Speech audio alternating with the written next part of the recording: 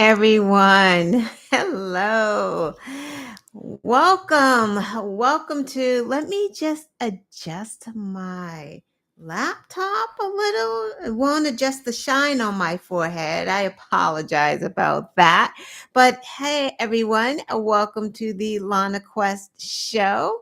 Welcome back. I feel like I haven't been here in such a long time. Oh, my head is shining. That means my skin is healthy. I haven't been here in such a long time. It feels like, but I actually have. I was here last week.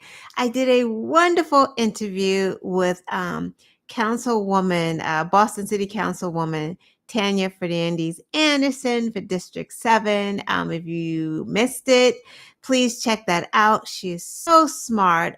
She taught me a lot about local government and how local government operates with like the mayor and the governor. So check that out if you did not see it, but I am glad to be here this week. Of course, every week I toss it up in the air. Am I going on? Am I not going on? Because the sister be tired. So I'm like, maybe I'll just do every other week. But there was so much nonsense happening in the news today. I'm like, why not? So I am here. I will stop babbling and rambling and get to it. And hopefully we are done before an hour because I also know that football is on right now. So it is Thursday night football. So yeah, I don't want to take up too much time because whatever. But before I start the show, please, if you're out there, if you are watching, if you watch this afterwards, not live, please subscribe to the channel. Give us some love. I mean, I know I'm not that consistent, but I'm not consistent either. So please subscribe, share this video, share the other videos, and come on, give me a thumbs up. I'm like seeing people view it, but you're not giving them the thumbs up. So what does that mean? I'm talking too much. You don't like it. I don't know. Subscribe anyway. We can have different views. It's okay. We can still just talk and get along unless you're just, rude. Anyway, let's start. See how you ramble on when it's just me? Because you know why? It's like you're talking to yourself and you don't have a check and a balance. Like, okay, let's move on with the show. Although I have some notes. So we are going to flow. All right. Not that great, but all right. So let's just start. Let's start with Kevin McCarthy. Kevin McCarthy's journey as the speaker didn't last that long, did it? As a matter of fact, let's see, it took 15 votes for Kevin McCarthy to be appointed Speaker of the House. And it just, and then all of a sudden he was gone. Like it took longer for him to be appointed than him to be ousted. That ousting was swift, like and crazy. But you know what? We laugh about Kevin McCarthy's demise because F. Kevin McCarthy, he is a horrible person. He has kissed the ring of Donald Trump. He has gone full MAGA. I never knew that he was this full on MAGA, but apparently, when you are desperate for power, you become full on MAGA and you do what they do. So he, aligned himself up with the MAGA Confederates of the House, Marjorie Taylor Greene and the likes. And, they had him out here doing stunts and shows. It's like, Kevin, I need to be on the judicial branch of this. Okay. Kevin, I need you to do X. Okay. Kevin, if we're going to vote for you to be Speaker of the House, we want it so that any person can call for a vote for you to step down. Okay, where do I sign? As long as I get that gavel, whatever you guys want, I'm signing it. That is what Kevin McCarthy did to get that gavel. Then he got the gavel and couldn't even keep the gavel. And it's crazy because the reason why he couldn't keep the gavel is because people in his party were pissed off that he voted with Democrats. Like there was some, Democrats came to help him keep the government open. And Republicans are like, why are we keeping the government open? We don't want the government open. Because this is how they operate. This is how they think. We don't want the government open. Matt Gates over there, or Getz or whatever his name is, like, how dare you let the Democrats swoop in and save the government? How dare you? We wanted it to close. Now, because they wanted the government to close, what does Matt Gates do? Goes on TV like, just as pissed off as he want to be. You would have thought someone fucking stole his wife or his girlfriend, yo. So we all knew that it was coming, that Kevin McCarthy was going to get ousted. Like we knew. There's a faction of the Republican Chaos Party or the MAGA Confederates that wanted the government to shut down. Kevin McCarthy, as crazy as he is, like he was just in that situation where it was like, damned if you do, damned if you don't. He put himself there, right?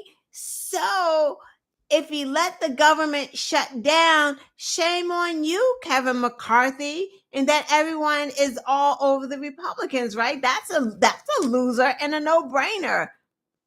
Then you work with Democrats, like, I don't have the votes to keep the government open. Can you guys come in and save me, right?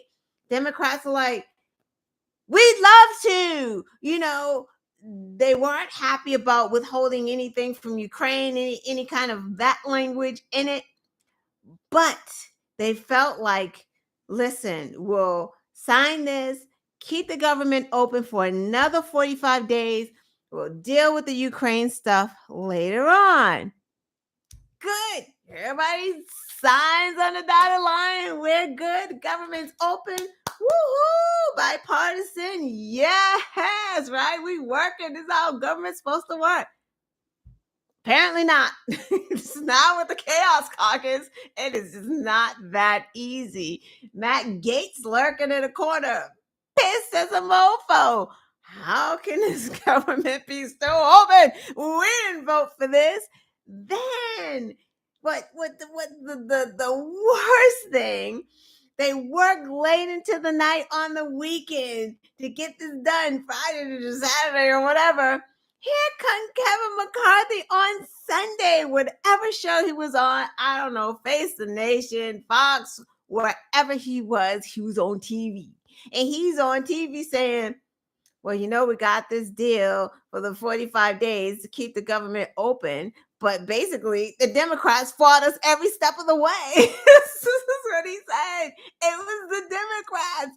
The Democrats didn't want to keep the government open. It was just the Republicans. We're the ones that did it. It wasn't the Democrats. They voted to shut the government down. And he was called out. So it couldn't have been, it wasn't Fox News because his ass, hey, Michelle, hey, Artie, the woman called him out, so he couldn't have been on Fox News. And she was like, whoa, no, that's not true. Republicans actually voted against keeping the government open. Your party did that. And then he tried to do, well, did you see the floor votes? And she's like, as a matter of fact, I did, right? It's like, what? Just lies spilling out of his mouth. Kevin McCarthy is like a two-headed snake. He lies from this side to this side. And if you cut him in half, he grows another head and he's still a two-headed snake. He doesn't change and he was not going to change. So, you know what, Kevin? This is what happened, right? You got bailed out by the Democrats because the Democrats chose the way government is supposed to choose people over power. They were not going to hold that over. They could have said, you know what, Kevin? No, we're not helping you. If this government shuts down, they're blaming your party. But they weren't going to play with the American people. They weren't going to do that. They knew that people wouldn't get whatever the food stamps and the subsidies from the government. That stuff closes down. People weren't going to get paid. They didn't want that. So they helped out. Kevin McCarthy went on TV and lied about it. It runs Matt Gaetz.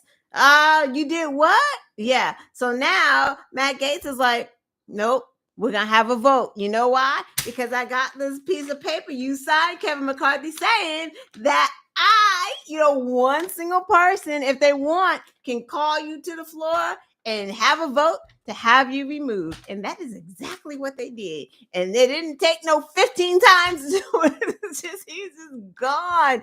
What a fool. And then, everyone's thinking like, are the Democrats going to help Kevin out? Are they going to vote to keep him as the speaker, because he doesn't have the vote? Because, the chaos caucus is like split in half. It's like you have the chaos caucus and then you have the crazy chaos caucus over here. And Matt Gaetz and his 8 merry men, McCarthy needed those votes. So he kind of needed 8 Democrats to vote for him to keep him in. But guess what? Kevin McCarthy did not himself humble himself to go to the Democrats to ask for help. He couldn't even humble himself. But it's funny because he humbled himself to Donald Trump after J6, after he said, Donald Trump caused this, blah, blah, blah. Kevin McCarthy humbled himself, tucked his tail all the way between his legs and back around like 2 or 3 times and went on to that golf course and kissed Donald Trump's big fat ring. But he couldn't even humble himself with the Democrats. Like, this is how steep this partisanship is. Like, it's like a brain disease almost. He couldn't even humble himself to go to Leader Jeffries and ask for help. At least ask for help. Even if they said no, you're asking for help and say, listen, I swear I'll put it in writing. I will give funds for Ukraine. What do you need? Just help me. Say he could not do that. He couldn't do that with Leader Jeffries. His staff reportedly called the Democrats and tried to get some whip up some votes for Kevin McCarthy. They tried to do that. But see, you know what though? Kevin McCarthy couldn't even do it anyway because he had already gone on TV talking about, the Democrats wouldn't vote to keep the government open. So he had already lied on them. So he kind of like burned his chances. He burnt that bridge anyway. So Matt Gaetz, to make a long story, like I'm just painting this picture because it's so funny. Like when you really just kind of tell this story, it's just so many layers and tentacles to it. It just tickles me. It's so funny. So, Matt Gaetz, he got up there and they talked about it and they had the vote and Democrats said, nah, brah. You out of here. We're not helping you. And honestly, the media in their reporting of it is just very odd because, you have some analysts saying, well, the Democrats should have voted to keep Kevin in because now who are they going to get? Why wouldn't they do that? That's how government works. Okay, so number one, Republicans would never do that, ever do that. All Republicans have done to the Democrats, say one thing, do another. Mitch McConnell, Supreme Court picks, say one thing, they do another. That's constantly been happening to Democrats because Democrats have been trying and ultimately would love to do bipartisanship and get government way back to where it used to be. So that's That's the first thing. So why the media is even entertaining, why will analysts even saying why wouldn't Democrats do that? That's the first thing because Republicans lie and you can't make a deal with them because you cannot trust them to hold up their end of the bargain. That's the first thing. The second thing, the American people that Republicans are always talking about, I'm doing this for the American people. American people want I, I don't know what American people, the Republicans, are talking about by those traitors and insurrectionists and the racists and the bigots, that small island of people. But the American people and the Democrats that are within the American people want Democrats to fight like hell. And it felt good even if you're going to lose something at the end of the day, even if you're taking a risk and you know it's a risk because you know Ukraine money is on the line, we understand that there's a lot at stake. But you have to show the Democratic Party had to show that they're just not going to roll over and do whatever the Republicans ask. They had to be united. They had to show a force of strength, and that is what they did. And it made us proud because that is one of our biggest arguments is like, oh my God, they're not strong enough. They roll over too quick. They don't fight it. And they did. They did. They stuck together and they fought it out. So that's the second thing. And the third thing is, why in the world would Republicans ever vote for Kevin McCarthy? He's an insurrection forgiver, and he's currently let Jim Jordan and a bunch of the fools have an inquiry into an impeachment into Joe Biden with no information. Not to mention, he gave Tucker Carlson that videotape, doctored and whatever, of the riot of J6 in the inside of the Capitol building. So no, we're not doing that. All right. So what comes next, guys? Right. Help, help. Heck no. He didn't reach across the aisle. He sure didn't. Trump is laughing at him. Yep, Trump sure is. Beg a black man, of course not. And that's what I thought too, Michelle. I'm like, you know what? He was never gonna go to Leader Jeffries. He just wasn't gonna go to Leader Jeffries and ask. He probably wouldn't have went to Pelosi either because she's a woman. So no, neither one of those things was going to happen. So now that Kevin McCarthy is gone, he said that he is not going to try to be speaker again. I hope he loses his seat as well as a lawmaker for his district, but that's neither here nor there. Now we do, since that happened, have to deal with because someone from I think it was Fox News during the White House press conference today asked what's her name, Pierre Jean de Pierre. I'm sorry, forgive me, I forget her name, but like, are Democrats happy? Like, no one's gloating about this. You know what we're happy about? We're happy that Democrats stuck together, kept with the plan. That's what makes us happy. Because now we do have two or three people. I don't even know who the other guy is that's trying to run for speaker. Oh, wait, let me back up. That little interim speaker, the little guy, no offense and no shade to short men, but that little guy, I'm saying that because that little guy definitely is acting like he has a complex because he was pissed off when it happened. So he slammed the gavel down because he's just so mad and he's so tough because he's a Republican and Republican men are just so manly.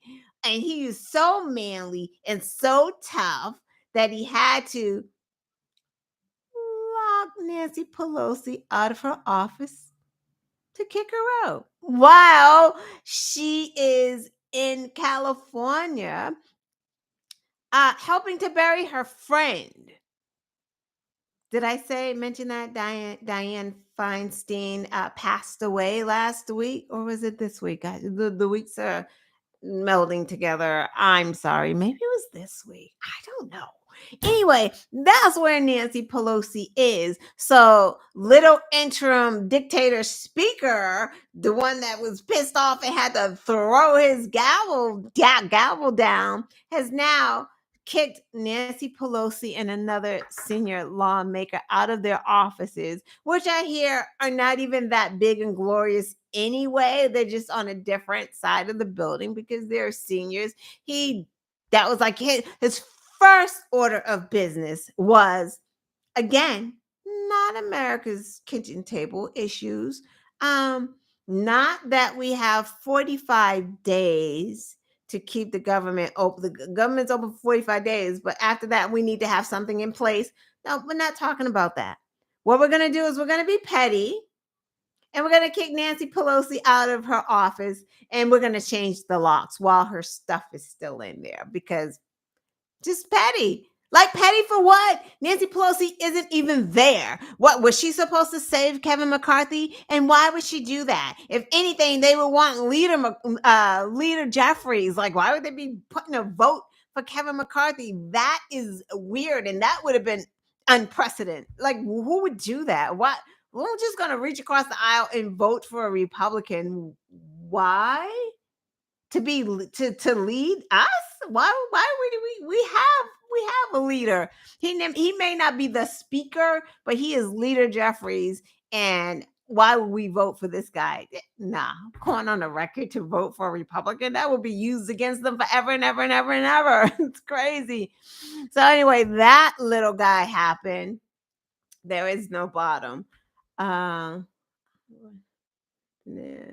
you rather have McCarthy or Jim Jordan? Yeah. So, right. So now we have, honestly, McCarthy, Jim Jordan, Scalise, they're all the same. They're all MAGA. They all suck. Because guess what? McCarthy did not have a voice. It didn't matter. McCarthy was not an actual speaker. He was beholden to both those sides. There was always going to be a problem. That's why they couldn't pass anything. Are we saying that a speaker McCarthy was actually going to get some money to Ukraine when half of his people, he had people who didn't?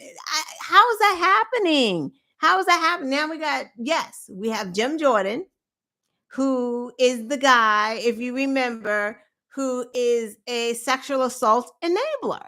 He is the former Ohio wrestling coach who saw something and said nothing about sexual assault, was told, complained to, and he just kind of, don't know nothing, didn't say anything. And actually, I think that I think that they're adults now, but I think that they are suing and they're able to, he may have to testify in that case about what he knows. I don't know a lot, so I'm not going to talk about that, but I know that I did read something like that's not done for him. But anyway, so we have that guy, a sexual assault enabler, and then we have the guy Scalise on the other side who called himself David Duke without the baggage. Is that his name? David Duke? Yeah, without the baggage. And he's also the guy who who did a speech for white supremacists. Yeah, so we have the racist, and then we have the sexual assault enabler. I don't know. Again, they're all bad. It didn't matter. Democrats were never going to save Kevin McCarthy. So even having the conversation of, is Kevin McCarthy worse than Jim Jordan, or is he better than Jim Jordan, or is he better than Scalise? That's just a no-go because it was a no-starter. They cannot reach across the aisle to vote for Kevin McCarthy. That would have been devastating in their own party. So if there's chaos in the Republican Party, there would have been chaos in the Democratic Party. They just couldn't have done it. So now we just have to deal with these two people who they have to get the votes. Like Jim Jordan is going to have to get how many votes? 216, 218. And so is Scalise. It's split. How are they even going to do that? They may be asking the Democrats, hey, can you help me out here? Because how are they going to do that? They had to recess the House. The House is not even, again, working on keeping the government open after these 45 days because they have to take a break of a week so that they can pull themselves together. Pull themselves up by the bootstraps, as they tell everybody else. That's what they're doing right now. And here you have Donald Trump saying, I'll save the day. Why don't I be speaker? Everybody's like, yeah, why doesn't he be speaker? Like, what the hell is this? And now Donald Trump may go to D.C. to do what? Have everyone coalesce around one person? Is that like, it's just, wow, it is chaos. Like, this is crazy. And how people continue, those people, I remember before the elections, they're like, oh, well, Republicans are going to deal with my kitchen table issues. Republicans are going to deal with the rising cost of health care. No, they're not. They haven't. They've been there and they vote against everything. Everything that Americans need, they're voting against. You want your kids to eat school meals for free? No, absolutely not. But the lawmakers, they want their lunches for free, but your kids and my kids, they want us to pay for those meals. They don't care if your kids eat for free. They don't care about that. They're not voting for that. Why would they do that? Lowering prescription costs? They don't want that either. They don't care. Somebody tell me, because I could be wrong. And it's so funny because Republicans, people who support these people, they can never give you a policy or something that any Republican has said that's for the people other than, but the border. It's the border. They're going to fix the border. That's all they can say. Republicans have never talked about lowering your prescriptions ever. They've never talked about lowering the cost of healthcare ever. They've never talked about raising minimum wage ever. They don't talk about the things that actually help us. They don't talk about making colleges affordable. They don't talk about that. The only thing they talk about on loop per nauseum, just out of their mouths, just spitting it up, is the border. And they cannot fix the border. The border is not going to be fixed. They can work on some plans together with Democrats, but they won't do that because they can't do that because then they can't talk about the border being a problem if they're working with Democrats. You see how that works? Under Trump, did the border get fixed? Under Ronald Reagan, did the border get fixed? Under Bush 1, Bush 2, did the border get fixed?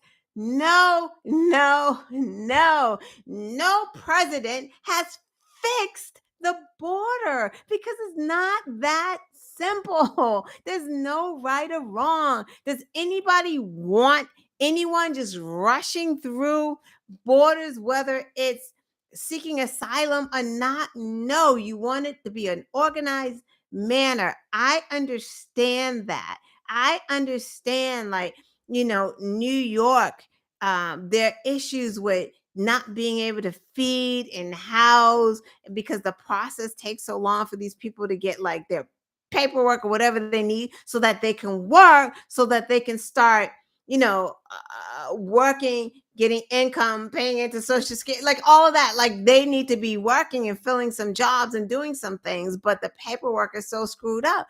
But again, the border has been a problem for decades. This isn't like a Biden border problem. It wasn't a Trump border problem. If we're going to be totally honest, it was not an Obama border problem, but it's been a problem the way the system has been set up for eons. And the other problem that people don't even talk about is that you cannot fix a border because the countries are all messed up. So as long as those countries in Venezuela and Mexico, they have those inner turmoils where the people are running from, because if those countries were in countries where the people could stay, those they don't want to be here. They're running here because they don't have a choice. That because they're being raped, murdered, their kids are being stolen and forced to be in gangs. Like, other than that, they want to be home. So like, if their home was stabilized, then they wouldn't come across the border. So that's the bigger problem of why it would be hard to stop border crossings when the country is still in shambles. So there's that. That's all they talk about. I know there's other stuff. I'm just rambling at this point. I don't have my glasses on, so it's hard for me to even read what's going on in there. Where's my host? It's just me. I don't have my glasses. Sorry. Let's go on to the next topic. So, speaking of Democrats and Republicans and the things Republicans are not doing for this country and what Democrats are doing. So, Biden did, when he was running and he was a candidate, said that he promised to do student loan forgiveness. And he did try to do that.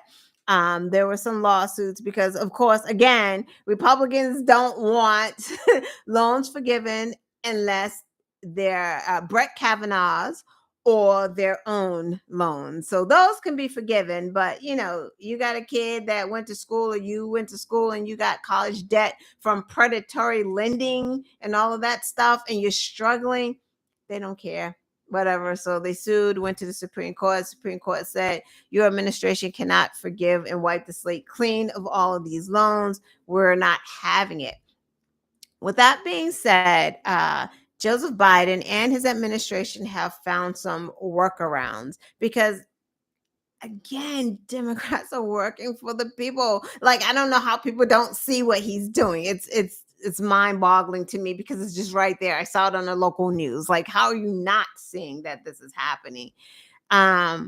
So they found some workarounds, and the workarounds are them trying to fix the old loan repayment systems. So, like, under the old system of repayment, I guess many people were paying too much money, because I guess Biden has changed the percentage of the ratio of which you have to pay back, the ratio of what you're making, your disposable money, with what you have to pay back to the federal government student loans. So with them adjusting those and making your paybacks lower, the people that were paying a higher percentage rate have basically already paid their loans with the adjustment. So it's like a retroactive gift that he's giving them. So people that have been paying for like a decade and 2 decades since, this is under his administration, fixing the loan repayment program. Now he's saying, well, since we fixed this program, we're going to retroactively forgive your loans because you have paid too much, because you were supposed to be paying this right here. So your monthly payments have been too high. So that's what he's done. And more specifically, I wrote the stuff down because, yeah. So in general, $9 billion has been forgiven. 5.2 billion was forgiven for 53,000 people who work for a decade in public service. So public service, fireman, nurse, maybe police, teacher, so if you've been paying on your school loans for over a decade and you're in public service, he's saying that you have overpaid and those loans have been forgiven. $2.8 billion went to 51,000 people under, again, the adjustments to the repayment plan. So those are forgiven as well. There were some loans for people with disabilities too. I don't know the breakdown on those, and I don't know what qualified as disabilities, but maybe I'll put a link in there to an article that describes. I don't know if you're still paying. I would check. If you've been paying for over 10 years, I would absolutely check to see if my loan has been forgiven, because they've started to forgive a hell of a lot.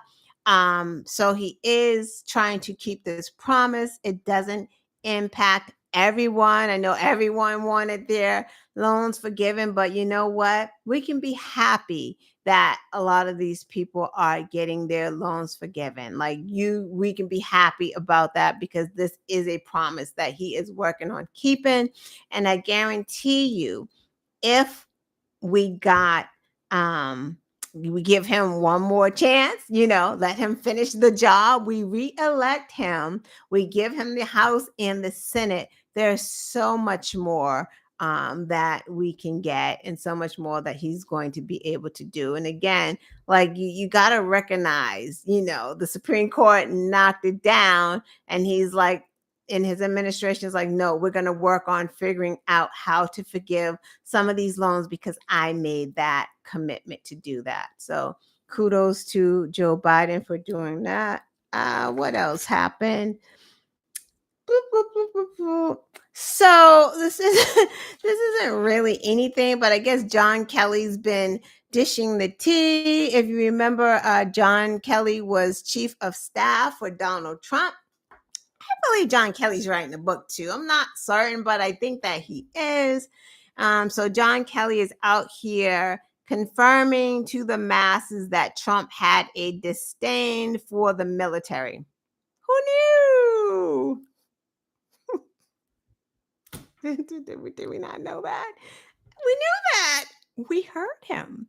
He came on the scene fighting with a Gold Star family. Remember the Khans? Their son passed away. I forgot what year, but Trump picked a fight with the father and the mother. Remember what he said about John McCain? I mean, I'm not a John McCain fan, but you know, he fought for this country, was injured for this country, and wouldn't leave his fellow military men. But Trump said that military people, men and women who die in wars are suckers and losers. That's what Trump said. John Kelly confirmed it again. Where's the surprise here? It's baffling, because military people support him. They voted for him. And Donald Trump literally called them losers and suckers. There was a report, and John Kelly confirmed this too, that during some ceremony there was a military vet amputee, and Trump said he didn't want to see it. Get him out of there. I don't want to see that. Regarding his, the amputee. So remember, again, Sergeant LaDavid Johnson. Remember in Niger, he and I think 2 or 3 more soldiers were ambushed. He was the black soldier. Trump, one, wasn't going to call his widow, was made to call the widow. 2, called the widow, didn't know her husband's name. 3, said, well, he knew what he was signing up for. So why is it a surprise that Trump has disdain for the military? If you're in the military and you're voting for Donald Trump, do some research. Look for his quotes of what he said about military men and women. He doesn't care about you. He just wants you to do what he wants you to do. He doesn't care if you live, you die, you get your benefits, you don't get your benefits, you get health insurance, you don't get health insurance, you die from burn pits. He doesn't care. He thinks you're losers and suckers, because if you're not getting anything out of it, well, why the hell are you doing it? That's what he thinks about the military. However, he can go and make a song with some insurrectionists, right? He can do that. And so he doesn't like the military, but he loves some insurrectionists. streaming songs with insurrectionists. He streams songs with insurrectionists. Marjorie Taylor Greene and her merry men of Confederate MAGAs went to prisons to visit insurrectionists. But she wants to cut the salary of who's the general, the black general? Oh, I can't. If you can remember his name, I can't remember his name. He's Biden's Secretary of Defense, I think. Just can't remember his name. He's got all the honors. You can't even list all of his honors. He served from doggone like 1979 to 20, I don't know, 15 or something, and he retired, and now he's the Secretary of Defense, I think. Is it Lloyd Austin? Um, Marjorie Taylor Greene wants to cut his salary to $1. Of course, that's not going to happen. But just to say that you're going to do that is your, again, disdain for the military. They don't care. they don't care. So so that did happen. So John Kelly and Mark Milley, is it Mark Milley? I'm not sure what his name, Milley, with the other general that Trump put a target on him, saying that he should be, did he call him a traitor and say that he should be executed? I don't know. Like, Trump's just out here at this point. Like, he's just saying what he wants to say. It's truly like, I never was down with the Republican Party.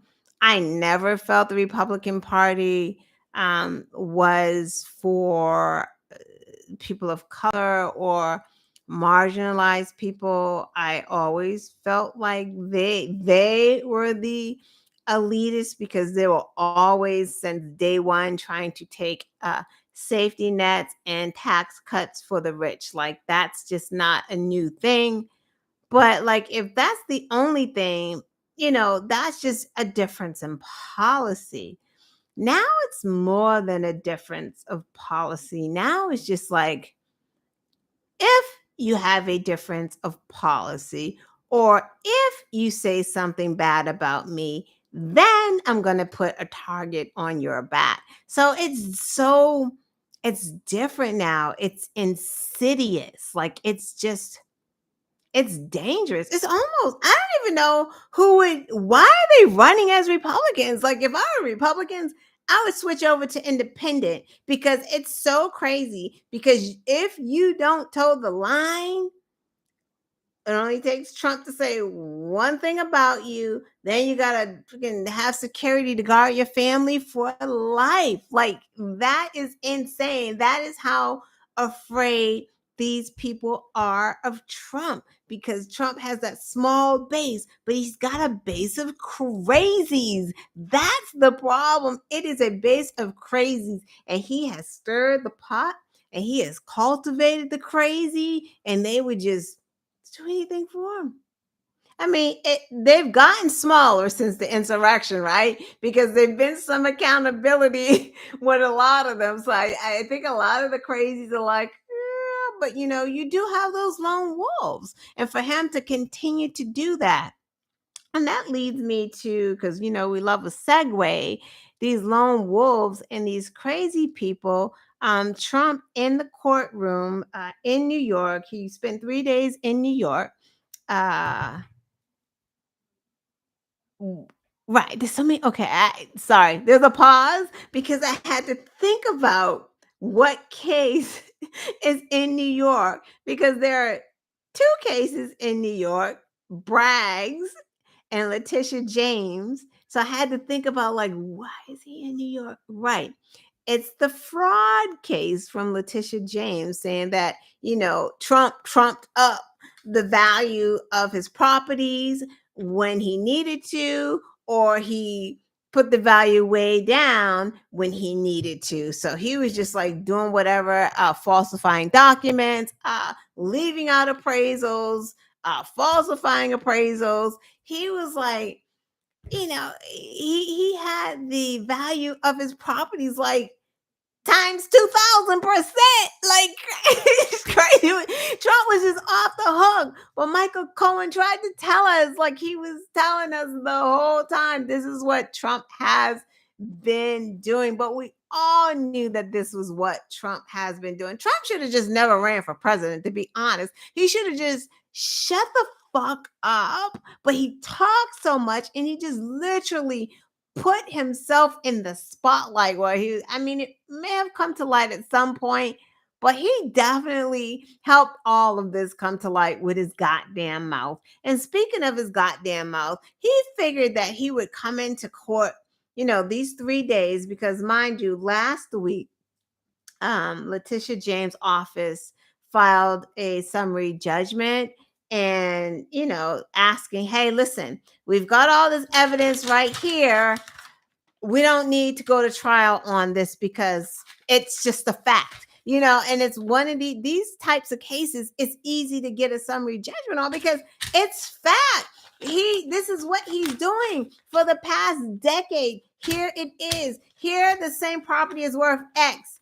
Here he has it worth Z. He's in the documents being signed. So the summary judgment was approved. So Trump is a fraud. Like, he was found to be a fraud. I believe that was I want to say that was Friday. So what they're doing now is just having a trial on how much Trump is going to have to pay the state of New York, what the damages are. Partial summary judgment. Thank you. So yes, they're trying to figure out what he's going to have to pay. But Trump, and it's interesting because Trump just never goes to these things and he doesn't have to be there. So of course he, outside he's saying like, they're making me come down here.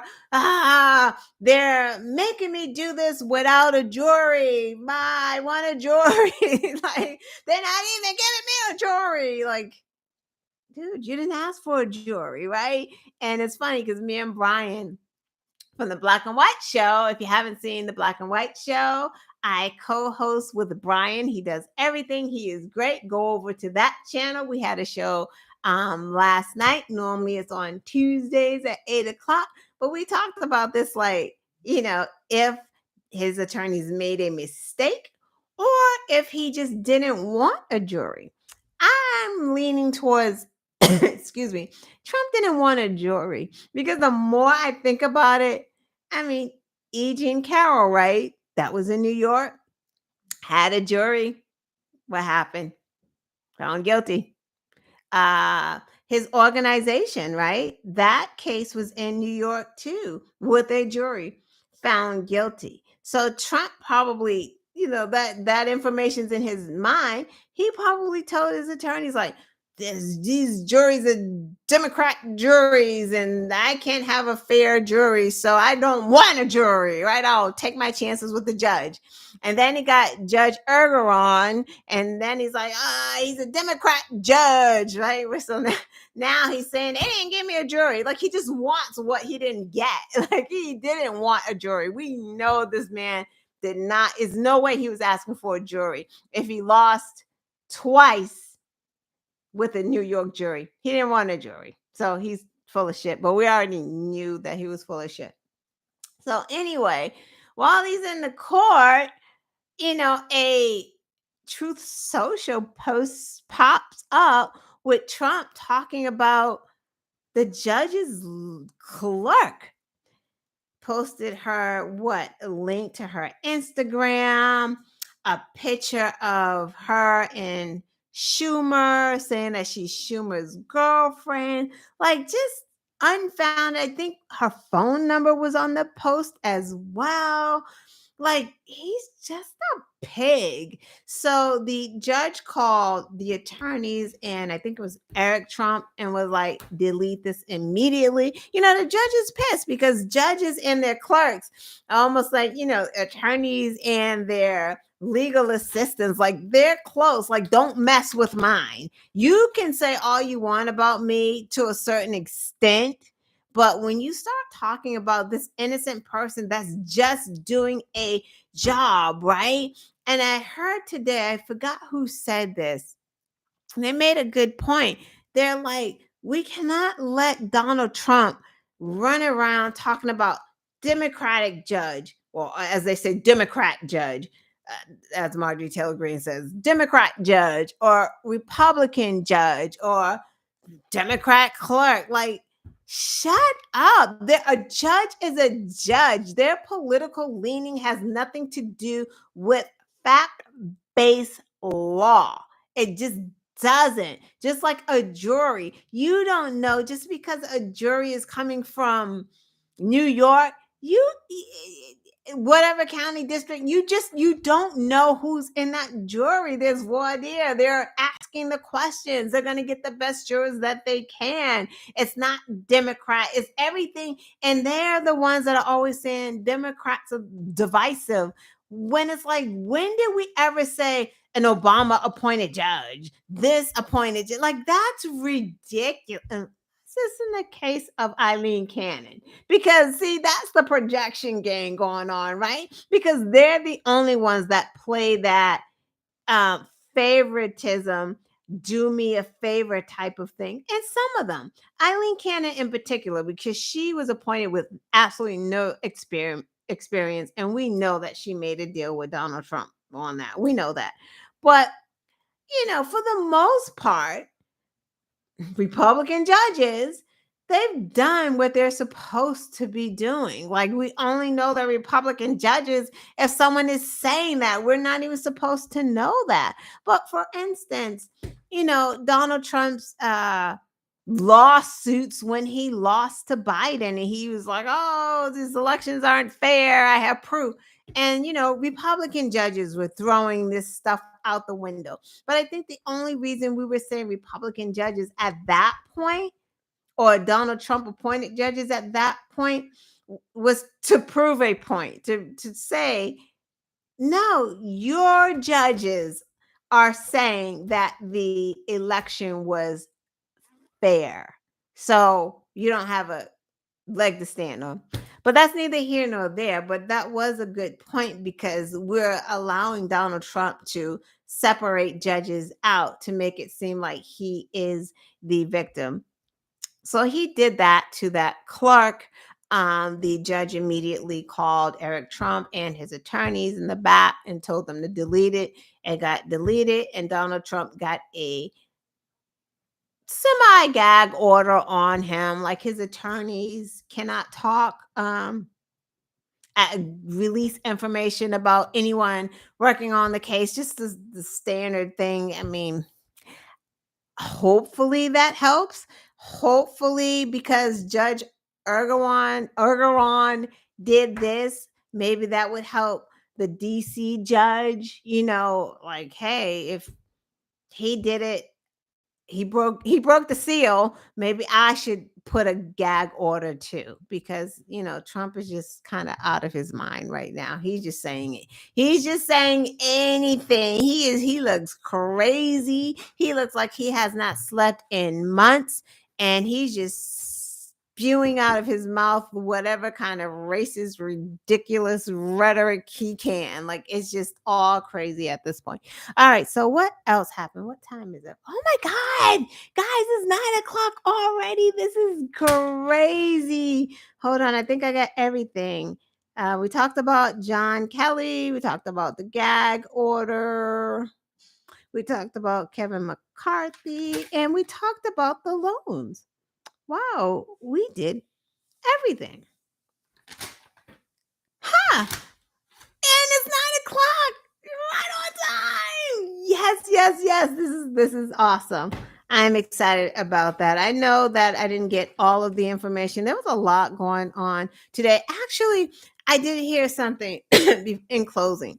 Um, Donald Trump must be nervous too, because I believe that it was just ordered that for this New York fraud case, Trump has to give up his silent partners. So, like, whoever his silent partners are with this real estate, with his businesses, he has to give it up. This may be tricky for him, and they were saying he probably won't give it up. Like, they're probably going to have to order him to do it, because this is when we know where Russia stands with Donald Trump. Because we all know, I know, and y'all know, that Russia was actually doing business with Trump and buying properties from Trump at like these high prices, because they're laundering their money here and they're giving their money to Trump. Like, so Trump he's their pawn. So that's going to be an interesting thing too. Also, what's interesting, but not interesting, but kind of funny, but Rudy Giuliani, because he's a broke as a skunk, because he can't find an attorney right now, nor can the pillow guy. But Mike, the pillow guy, his attorneys are dropping him too. But Rudy is being sued by his attorneys. So now, what does Rudy do? He's suing Joe Biden.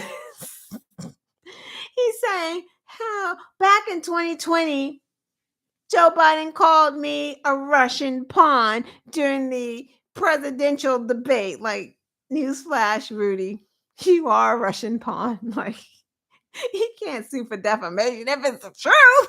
It's like, what's wrong with you, man?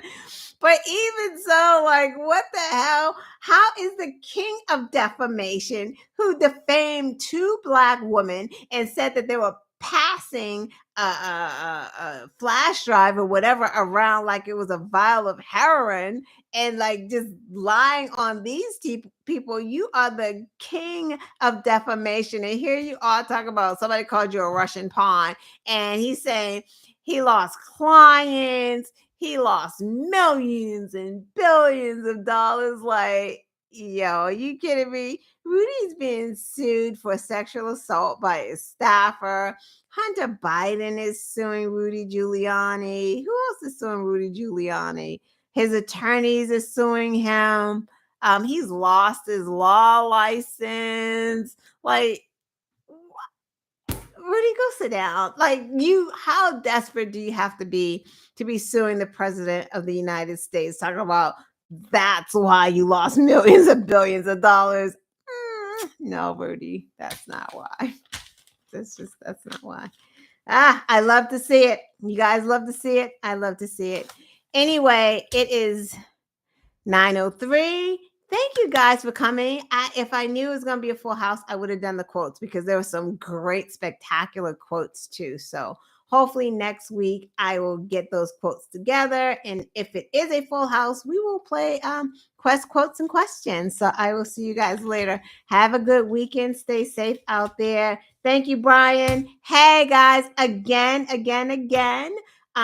You can check out Brian and I on the Black and White Show on Tuesdays at 8:00. It is on YouTube, so go on over, check out that channel. We'd appreciate it. Or check us out live on Tuesdays at 8:00 if you're not doing anything. Thank you, Artie, for coming. Michelle, see you later. That's a long name, but thank you for coming. I'm roasting your ass. Thank you for coming. I'll see you guys later. Bye bye.